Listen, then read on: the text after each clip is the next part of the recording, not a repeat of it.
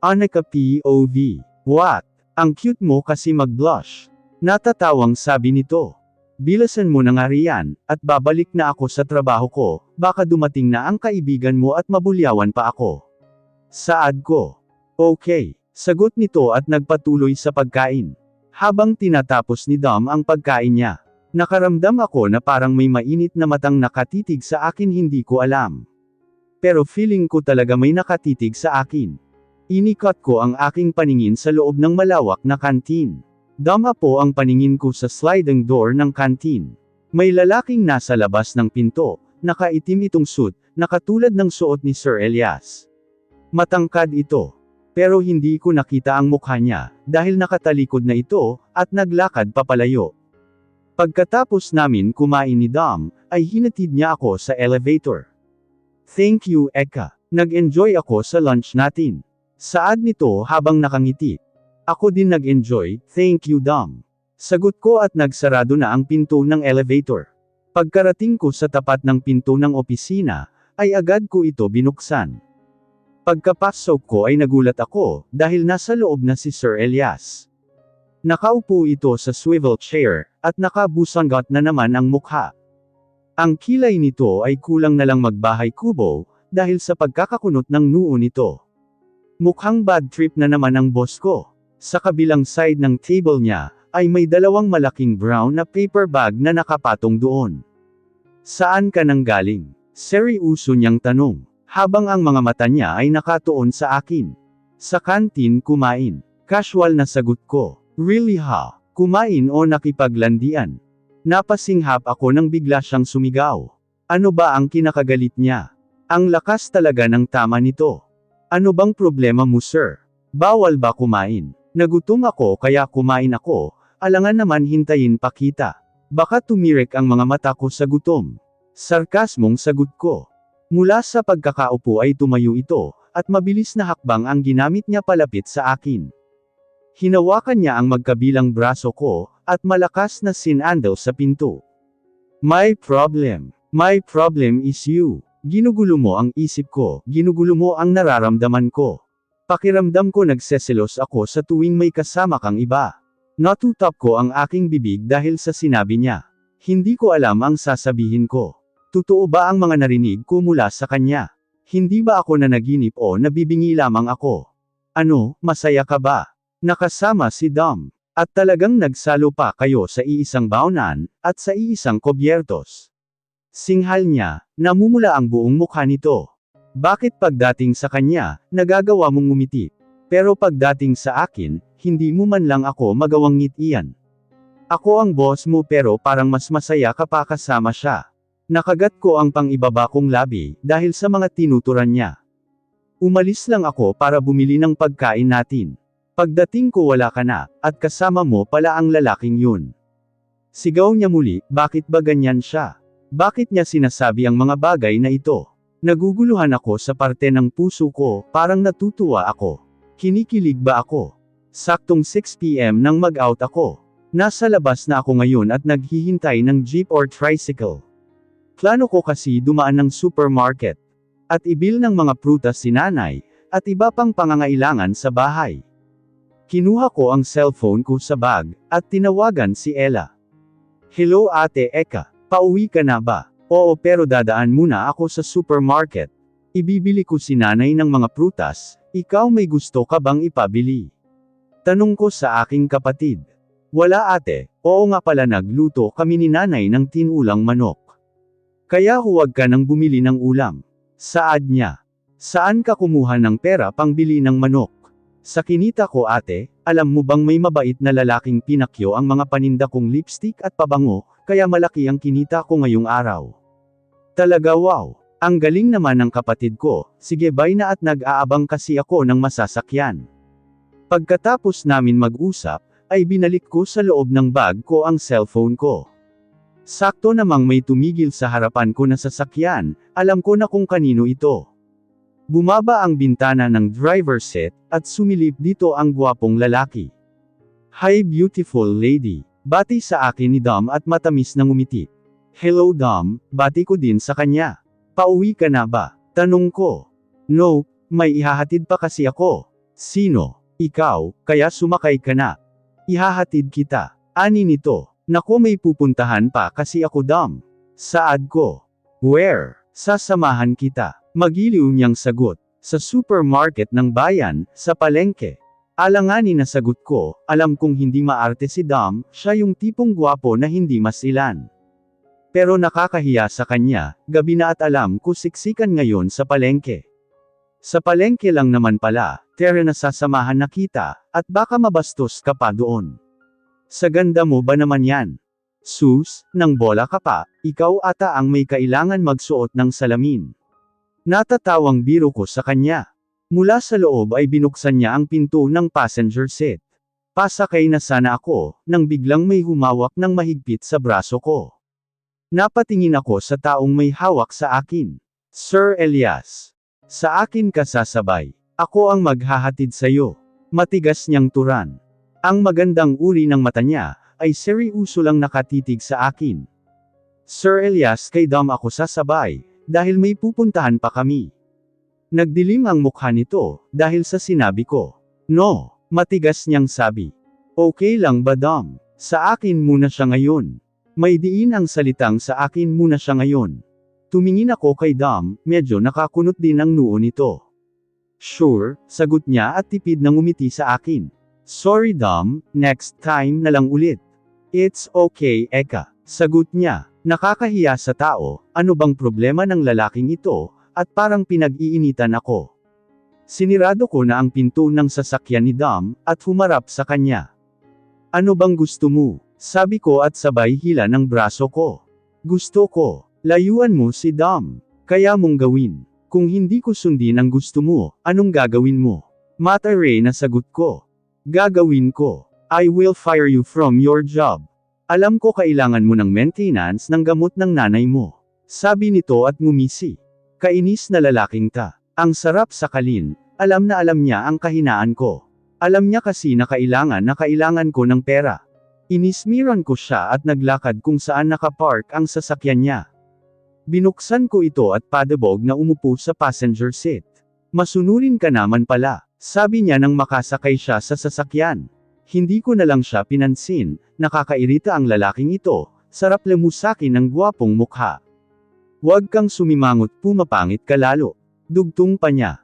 Wow, GGSS lang. Bulong ko sakto lang para marinig niya. What is GGSS? Tak ang tanong niya naman. Akala ko ba matalino ka GGSS hindi mo alam? May pang-asar sa boses ko. GGSS meaning gagong, gago, sa sarili. Sabi ko, nakita ko naman ngumiti siya, lumitaw tuloy ang mapuputing ngipin nito. Sa tuwing nasisilayan ko ang pagngiti niya, parang tumitigil ang oras. Para kasi sa akin importante ang bawat pagngiti niya. Lalo siyang nagiging gwapo. Gwapong gwapo. Wagas makatitig. Nagising ang diwa ko, dahil sa sinabi niya. Ang kapal mo sir, kahit kailan hindi ako magagwapuhan sa'yo. Tanggi ko. Talaga lang ha. Pwede po ba sir sa supermarket ng bayan mo na lang ako ibaba? May bibilihin kasi ako. Sabi ko. No. Ayaw ko doon mabaho at marumi roon. Tumaas ang kilay ko, dahil sa sinabi niya. Ang arte naman nito, porket gwapo kailangan maarte. Hindi ko naman sinabing sumama ka sir, iwan mo na lang ako doon, kaya ko umuwi mag-isa. Saad ko. I heard he chuckle. Ilang minuto namin binaybay ang kalsada, nang pumasok ang sasakyan niya sa parking lot ng isang mall. Teka lang, saan tayo pupunta? Tak ang tanong ko. Sa supermarket, may supermarket din dito, malinis, mabango, at may aircon pa. Hindi katulad ng supermarket nyo, mabaho na nga madumi pa. Abat sumusobra ang isang ito ah. Hoy, sir, wag mo naman maliitin ang mahihirap, oo mabaho at marumi ang palengke. Pero hindi katulad mo mabaho ang ugali, marumi ang budi. Hindi ko na talaga matake ang isang ito. What did you say? Wala kang alam sa buhay ko. Mariin niyang sabi. Wala din po kayong alam sa buhay naming mahihirap, kaya wag mo kaming maliitin.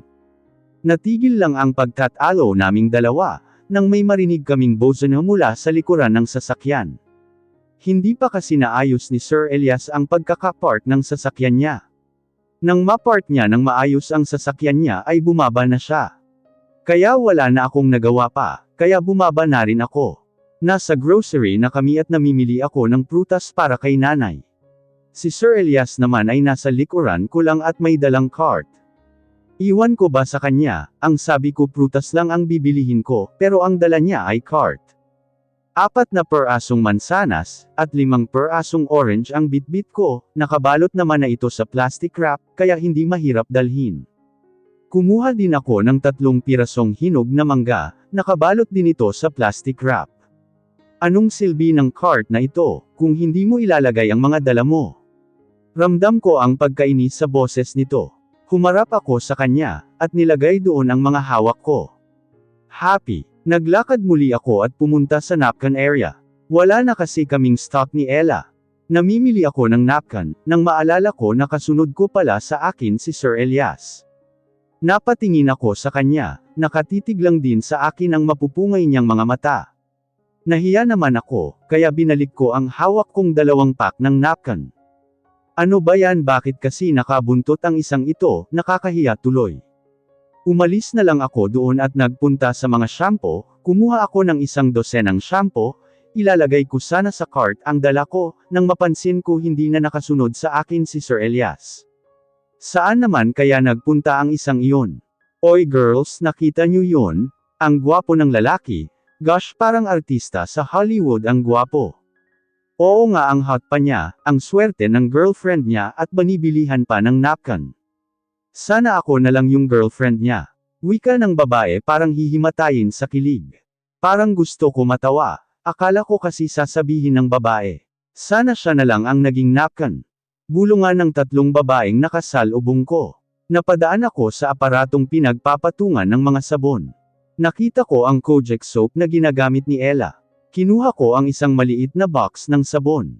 Pagkatapos ay hinanap na ng aking mata si Sir Elias. Nakita ko siya nakapila na sa counter, at puno na ng laman ang cart na dala niya. Namili rin ba siya? Lumapit ako sa kanya, at kinalabot siya sa braso. Napansin ko naman ang mga mata ng mga babae, kasabayan namin sa counter. Nakatitig ang mga ito at kilig na kilig pa. Ganoon din ang mga cashier na halos ayaw umalis ang mga tingin sa katabi ko. Hindi ko sila masisi, napakagwapo naman kasi ng kumag na ito. Perpekto ang hugis ng mukha nito, pati ang bridge ng ilong nito ay napaka-perpekto. Sakto lang din ang kulay ng balat nito, hindi ganon kaputi hindi rin ganon kaitim. Kundi sakto lang. Lalaking lalaki ang dating, dagdagan pa ng kulay tsokolate niyang mga mata. Kasama pa ba yan? Akin na. Saad nito at inagaw ang hawak ko.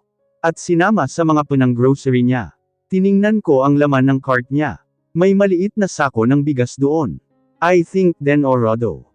Nakita ko may mga delata din doon at mga cup noodles. May mga gulay din, katulad ng talong. Pichay. Napako ang aking paningin doon sa kulay asul ang balot. 4 na malaking pack ng Modes. Anong gagawin niya sa Modes? Umusad na ang pila, at si Sir Elias na ang kasunod. Siya na ang nagbayad ng mga pinamili ko, total ay kaunti lang naman daw ito. Hindi na ako tumanggi pa, kahit paano naman ay makabawi siya sa pang-iinsulto niya sa mahirap na katulad ko. Lumabas na kami sa grocery store, bitbit ko ang 2 eco bag, at 2 eco bag din ang dala ni Sir Elias. Ang isa doon ay naglalaman ng bigas na binili niya. Habang naglalakad kami, ay biglang napigtas ang suot kong doll shoes. Hindi lang napigtas, kung hindi tanggal ang buong ilalim ng doll shoes ko. Kainis naman, bakit ngayon ka pa sumuko, ano hindi mo na kaya, kaya sumuko ka na. Para akong baliw na babulong-bulong dito, kapag minamalas ka nga naman. Tumigil ako sa paglalakad, napansin siguro ni Sir Elias, kaya tumigil din ito. What's wrong ugly? Nakataas ang kilay nitong lumingon sa akin. Sumuko na ang barko, sabi ko. Kumunot ang noo nito habang nakatingin sa akin. Hinubad ko ang doll shoes ko, at tinapon sa malapit na basurahan. Magpapaa ka? Tanong niya. Oo, tanging sagot ko at nag-umpisang maglakad. Nauna na ako sa kanya maglakad, nakailang hakbang pa lang ako, nang may humawak sa siko ko. Bakit sir? Tanong ko. Halika sumunod ka sa akin, may pupuntahan tayo. Sumunod na lang ako sa kanya, habang bitbit ang dalawang eco bag. Pumasok kami sa isang malaking butik, na naglalaman ng mga mamahaling sandals. Hey Elias! Lumapit sa kanya ang babae, at humalik sa pisngi at yamakap. Hi cousin! Bati niya sa babae, maganda ang babae at medyo may pagkatsinito lang ang mata nito, siguro ay may dugong Chinese ito. Come here, tawag niya sa akin, lumapit naman ako sa kanila. This is Annika my secretary, give her lots of shoes. Napatingin ako sa kanya, magsasalita pa sana ako, nang hilain ako ng babae paupo sa isang leather couch. Sa tapat ng inuupuan ko, umupo si Sir Elias kaya magkaharap kami. Nag-utos naman ang babae sa mga sales lady niya, na kumuha ng ilang box ng doll shoes, at ang iba ay sandals. Lumapit sa akin ang dalawang babae, at isa-isang binuksan ang mga box. Kumuha ang isang babae ng maliit na upuan, at nilagay sa harapan ko. Uupo na sana ito, nang magsalita si Sir Elias. I'll do that. Ano bakit siya pa, bigla tuloy ako kinabahan. Okay sir. At umalis ang babae sa harap ko, at tumayo sa gilid ko. Umupo siya sa maliit na bangko, at nag-umpisang ang isang doll shoes sa loob ng box. Kinuha niya ang isang itim na doll shoes doon. Parang napaso ang balat ko, nang hawakan ni Sir Elias ang paa ko, at pinatong niya pa ito sa hita niya. Dahan-dahan niyang sinuot sa aking paa ang doll shoes. Ang sweet ni Sir. Saad ng babae at kinikilig pa. Nakaramdam ako ng hiya, lalo na nang mapatingin ako sa babaeng nasa counter, ang pinsan ni Sir Elias, malapad itong nakangiti, habang pinagmamasdan kami. Jeez, nakakahiya, bigla kong hinhila ang paa ko sa pagkakahawak niya. Ako na sir, kaya ko naman. Pinanangkita niya ako ng mata. Kaya pinatong ko muli ang paa ko sa hita niya. Pagkatapos niya lahat isukat ang doll shoes sa paa ko, ay binayaran niya ito lahat. Isa lang sana ang gusto ko, ang kaso binili niya ang 5 peraso ng doll shoes, at ang 2 pares ng step-in sandals. Ang isa ay suot ko ngayon, kulay pula ito na medyo may takong. Hindi naman ganun kataas kaya carry lang. Pagkatapos bayaran lahat ni Sir Elias, ay nagpaalam na ito sa pinsan niya. Bye cousin, bye Annika, kaway niya sa aming dalawa, ngumiti naman ako sa kanya. Pagkarating namin sa parking lot, ay agad niyang nilagay ang mga dala niya sa compartment. Kasama ng mga doll shoes na binili niya sa akin, tinulungan niya din ako sa mga bitbit ko. Tahimik lang kami, habang binabaybay ang daan papunta sa amin. Bakit mo ito ginagawa? Mahina akong tanong ko. Because I want, sagot niya habang ang mata ay nakatuon sa daan. Hindi mo naman kailangan gawin ito. Did you reject me? No. Nagtataka lang ako, yung na lang ang sinagot ko, baka kasi mabad trip pa at bigla na lang ako sipain palabas ng kotse niya, may tupak pa naman ito. Pagkarating namin sa labasan, ay pinark niya sa gilid ng kalsada ang sasakyan niya. Bumaba na siya at sumunod naman ako. Binuksan niya ang compartment, at kinuha ang mga eco bag doon, siya na ang nagdala lahat. Wait sir, saan mo dadalhin ang mga yan? Naguguluhang tanong ko. Is not obvious. Sa bahay nyo, sabi niya at naglakad papasok sa maliit na gate ng iskinita. Oo may gate dito, sinisirado ito tuwing alas 12 ng gabi, at bubuksan ng alas 4 ng madaling araw. Madalas kasi may pumapasok na mga outsider dito sa looban, kaya pinalagyan ng gate. O diba sosyal, squatter pero may gate. Sumunod ako sa kanya baka kasi maliga siya, o pagtripan ng mga lasenggero, sayang ang angkan ng mga gwapo. Malaking hakbang ang ginawa ko para maabutin siya, sa haba ba naman ng bias niya, ang bilis niya maglakad. Sa kalagitnaan ng iskinita, ay tumigil ito sa paglalakad at humarap sa akin. Where is your house here? Tanong nito. Doon, turo ko bandang dulo. Nauna ako sa kanya maglakad.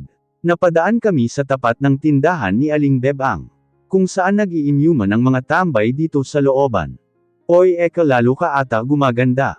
Saad ni Kuya Jason, isa sa mga ka-close ko na tambay dito.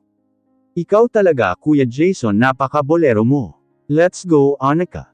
Tumingin ako kay Sir Elias, na halatang mukhang irritable na naman. May mga butil na rin ng pawis ang noo nito, pati ang bridge ng ilong nito. Oh, may kasama ka pala Eka, sino yan nobyo mo? Tanong ni Ryan. Nako hindi ano ka ba? Bisita ko ta at boss ko. Si Sir Elias. Paliwanag ko. Ganun ba, magandang lalaki pwede ba namin binyagan yan? Magtigil ka Ryan, huwag nyo gagalawin ito, lagot kayo sa akin. Biro ko pero may halong pagbabanta. Baka kasi pagtripan nila si Sir Elias, sayang ang lahi. Ito naman biro lang, sir always welcome ka sa lugar namin. Sabi nito at sabay tango. Nag-umpisa na ako maglakad, at sumunod naman siya sa akin. Pagkarating namin sa tapat ng bahay, ay kumatok ako sa pinto. Nakatatlong katok ako, bago buksan ni Ella ang pinto. Sorry ate, kanina ka pa ba kumakatok? Gumagawa kasi ako ng proj. Tumingin ako sa aking kapatid na tulala na ito, at hindi na ituloy ang sasabihin. Sinundan ko ang tinitingnan niya sa aking likuran. Nakatingin siya kay Sir Elias na kanganga pa. Ella, antag ko sa aking kapatid, at kinalabot sa braso. Ito talagang kapatid ko, makakita lang ng gwapo na tutulala.